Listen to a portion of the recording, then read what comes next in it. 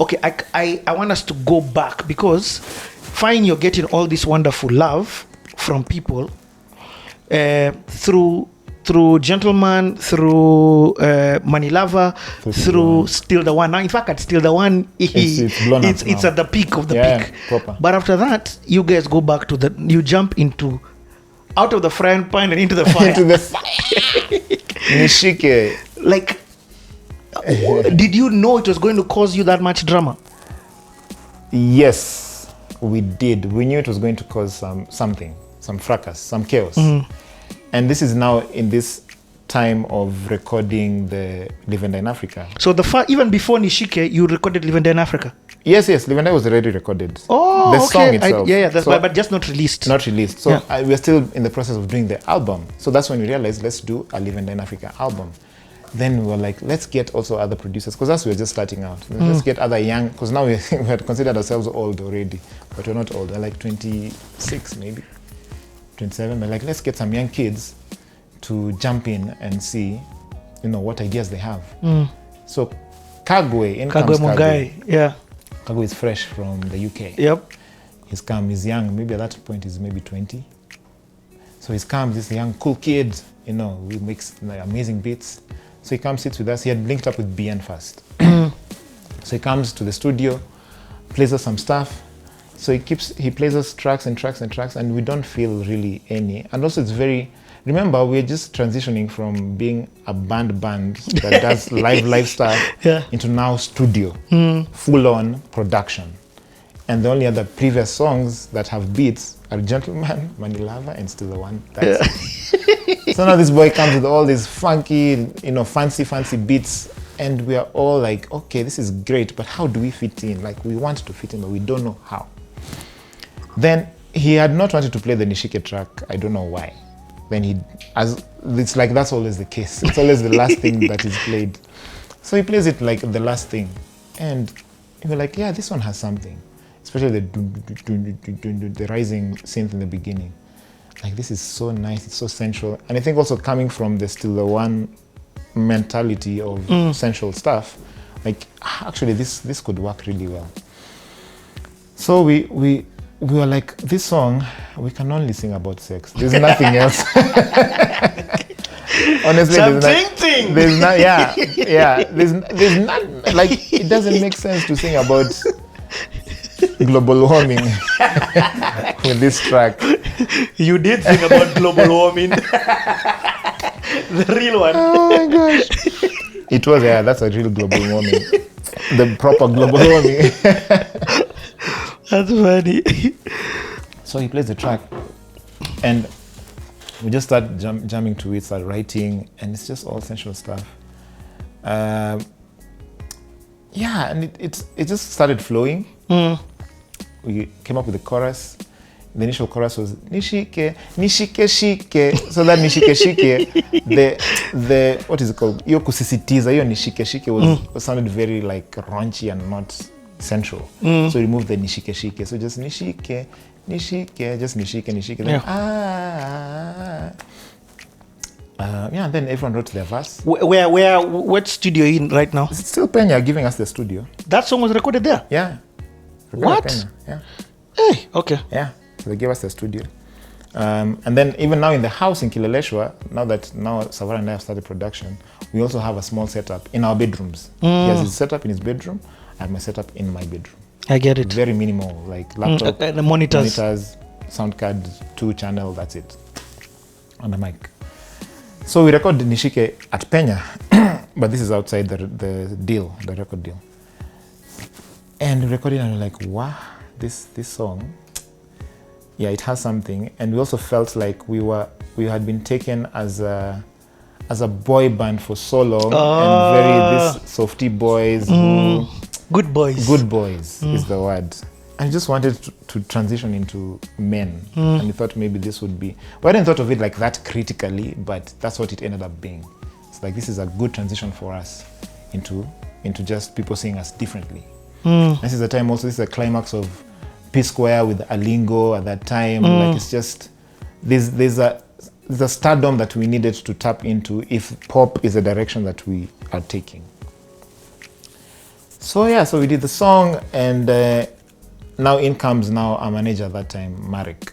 So Marek also now came with different ideas. So is Mauricio still there? Mauricio is still up until now. Okay, him is been a constant. There. Yeah, him has been a so constant. Even when Marek is coming, Marek is not coming to take his place. No. Because that's not, Mauricio is just legal and just literally is like our father taking care of us. Okay. And stuff. Jambi is not there. Jambi left a long time ago. So when a gig comes, who does a phone call At come that to? point was, now we had Anyiko is talking still Natalie. Anyiko is with us. There was a good friend of ours called Martin Openda. Mato. Yeah. I was in school with him. Yes. Yeah. So Mato was our manager for a while. He was actually your manager? Yeah, for like a year or something. I thought he managed you had a foundation, especially with the Soma Soma period. Yes. So he transitioned into Soma Soma after managing us. Oh. Yes. Then when we got Marek, he transitioned into Soma Soma. Foundation. Yes. Wow. Okay. It's a whole journey, my friend. So Marek comes. How does Marek come? Yeah, so Marek comes in, and of course now with his more of exposure and stuff, he's like, yeah, this video needs to be on a crazy level. So I don't know what we'll do, but it needs to be on a crazy level. So at this point, he's already started managing us because we met at some gig. What I remember is we met at NIS.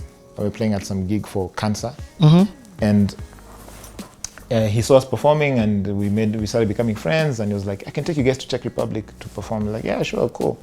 And at that time, Ninka was still helping us doing gigs in Holland, and Marek got us like 2 really big concerts in Czech Republic, like festivals, like really big festivals. And then when we came back, we're like, okay, maybe be our managers. Like, yeah, cool, fine. And they never worked with any entertainment.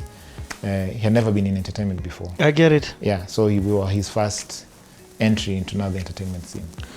Sheesh. And then we started working together, and now he came with these crazy ideas of the what he thinks the video should be like, or just the direction. So he entered management, but also even A&R. By the time you're giving him that acceptance, he's not just collecting checks for you and organizing gigs. Yeah. He's even deciding. He's giving feedback, creative direction. Yeah, which I mean, it's not that we don't tell someone, don't tell us whatever you think. It's like, I mean, if you feel you have an idea, just put it on the table. It's perfectly fine. So it wasn't like defined that this is like you can also do this. It's just, okay, this is how you feel. We can consider it for sure. So we did the video with Kwanza, you hit the gym. He did the video. We hit the Boys gym. to men, My friend. Where? So actually this lifestyle of the gym started on tour first, because we were very skinny, thin boys. I'm looking at myself now. We're very skinny boys at that point. Then Stan is actually the one who got us into working out. Started like when you're on tour, we do a bit of push-ups and triceps on the chair, because we didn't have like any machines at that point. So it's like little kidogo entry into the working out regime. Then we come back, we realize image is very important, and also your health. So we start working out kidogo. Not for aesthetics. Not yet. For Chile's now was Nishike 100. So now when Nishike time came, we're like, okay, if this thing is central, we have to look a certain way. Yeah. And it was a serious transformation, and we took it seriously. Like, it is part, I believe even that time, even going into that regime, it brings a lot of discipline in your life. A lot. Because to want to achieve that in the space of 3 months is mad. You have to be fully committed.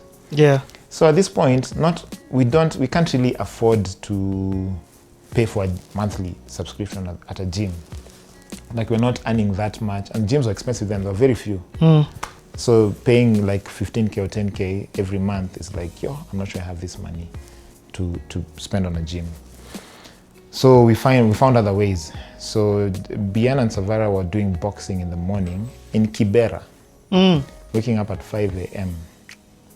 to go to Kibera to do boxing with Bien's brother Melvin Alusa. Go do boxing in the morning, come back, and then start your day. You can come back and nap if you wish, but just whatever it is, then start your day later on. Then Chimano and I started doing, if people know, P90X. I don't know if you remember P90X. It was an online program by Sean T. Yes, I remember Sean T. Sean T. He's still there. So we did Sean T for 2.5 months or 3 months. All body weight for 6 days a week, every morning. I'm telling you, we just started transforming like this. Like, oh, okay, so this actually works. And of course, eating right. And then we're like, okay, now we're ready for the video. Let's do it. Because everyone had taken a certain shape. You know, we had started working out a while back on tour. So everyone is now fine-tuning their bodies. Lean. Yeah, so when we shot the video, all of us topless, oiled up with the chicks. We auditioned the ladies in the video because everyone had to kind of decide who they'd want to be with or that would fit their scene. So we auditioned them at Penya, and everyone decided, yeah, they would, you know, blend with this person, very beautiful girls. And at that point also, we wanted to also show, not just objectify, like also as men, as African men, to show ourselves, you know, as sexy, and not just the other way around, as is always the case. Yeah, so that it was actually one of the most successful video shoots that we've ever done. Like, it was very smooth. Everything went according to plan. Everyone was so excited. When you see the shots, you're like, wow. It was something else, man. So we're all very excited, scared to death, like completely scared. But then I'm like, you know what? Sometimes you just have to make this jump. You gotta do what you gotta do. So yeah, we shot the video, then Enos came with the first cut, and the first cut was so like explicit. But like, you have to re-edit this video. There's no way. Or we didn't realize how much we had done. Like, you have to re-edit this video. Aki, please, just re-edit it. Find a way, find a balance. Like, okay, so he re-edited, and then it was like, now it's palatable. It's clean. What? So the one that guys were watching was the refined PG one. version. PG version. They had moved the R. Okay, it was 18 without the R. But you see, even our version of not PG at that time is not the same right now, in this age. Of course. Where you see a video like, what? Yeah, of course. What are you guys doing? Turn off the lights, pretty baby.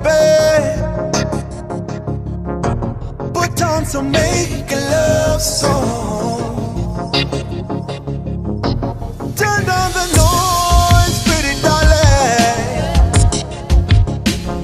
Play me some Sauti Sol. Nimeshikwa na mahanja mzanipanda mahanja. Let me whisper in your ear, baby, get me right and clear. Ooh, nikushike, baby,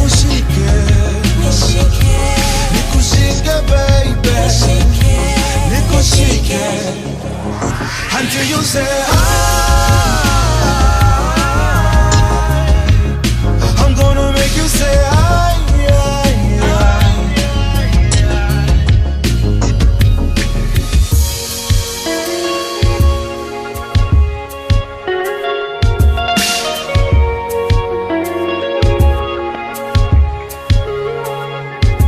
it's me and you. Baby, let's get in the mood. Hey, you with a pretty little smile. I wanna see the light just shining in your eyes. You know what to do. Mazimata, washa mishuma. Pandisha mzuka, baby, sasa twende kazi. Tamu kama wali wa nazi. Na kuomba, baby, unishike. Unishike mpenzi. Unishike. No. Until you say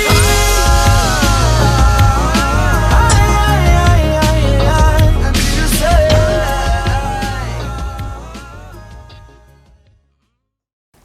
So we wanted to create a whole thing around this whole Nishike vibe. So it's the first time now we did a proper press reveal in a way, of the video. So we did an event was it at Sankara? I think it was Sankara rooftop. We did an event, invited the media, and they were all very curious to see what these boys have been up to. Because after Still the One, we were quiet for a while. So it's like, okay, a new song. Because now we were now like the best band, pop, top artist in the country. Like, what are they up to now? Let's see. So we played the song at the event, and you could see reactions. People were in shock.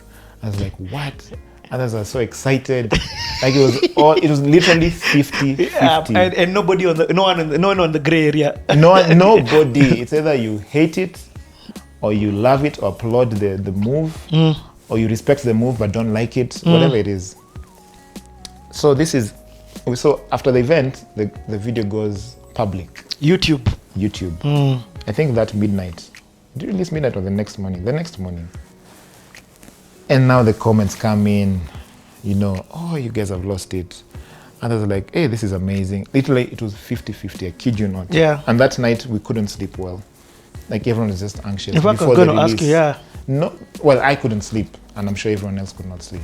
Yeah, we spoke about it. Yeah, people could not really sleep, waiting for the video to go public. Because now you've seen reactions of the media. And there's no turning back. There's no turning back. It's going to go live at 8 a.m. And at 8 a.m. we have to be at one of the stations. I don't remember where we launched the single. On radio. So everyone is just like, wow. So it comes out and there's mixed reactions, and some people love it, some people don't like it. Others are like, yeah, but also there's a good balance with also African men objectifying themselves, expressing themselves sexually, blah, blah, blah. It's always the other way around. Others are like, no, but you see, this is not the Sauti Sol we know. You guys have lost it. So gigs now, at that point, by the way, we are hot cake corporate band. Hot cake. Yeah. Every party, all the corporates, it's Sauti Sol. It's either Eric Wanaina at that point, Sauti Sol. When you missed out on Eric Wanaina story. Yes. But you'll come back. I'll tell you. So it's either Eric Wanaina or Sauti Sol. And also our bands are kind of the same. Yeah, it's Izo and Aaron sometimes used to come to play with us. So we didn't have gigs maybe for 2 months. They shut that up. Completely. And let me ask, for you, I've always wondered, because you were playing in church. I was going to go there just now. Okay, go there. Just now, yeah. So for me, yes, I was playing in church, which was also my other way. Can start first. The corporate Wakazima Tap. Kabisa. So corporate Wakazima Tap. So, and at that time, money from gigs is our main income. So you're like, okay, this rent now for 65K, how are we going to pay? All these things that we need, how are we going to sustain our lifestyle? So me, I'm playing in church for many reasons. Number one, I just wanted somewhere to play every week. Every weekend. Number two, I just loved the vibe of church at that time where I was playing. I was playing at Mavuno. MDT. Yeah. MDT. So we were together at that time. Were you there? No, I was in the other Mavuno. Okay. I was playing at MDT with Andrew, actually, and even Savara. Sometimes he would come to play. Yeah. Oh, I didn't know that. Yeah. So play at MDT. I hope they don't come at me. It is what it is. It is what it is. I just want no love lost. No love lost. So playing at MDT, and then when the song comes out, I kind of anticipated that it would cause issues now in church. And I remember it was Andrew, because he was the MD, came to me, he's like, yeah. He wasn't really straight to the point, because he's my friend also. It's like, yeah, there's a way. Like, it's somebody just saying, you cannot be allowed to play in church anymore. So it's like, okay. I understand by the way, it's perfectly fine.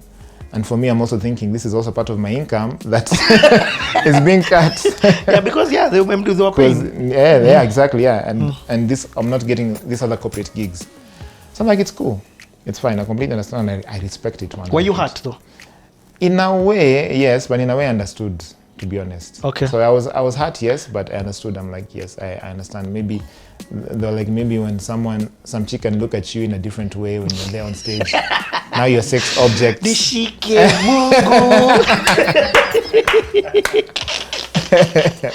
Where? But I completely understand. Like, I made this choice. I made it myself, and I'm ready to suffer the consequences. It's Okay. fine.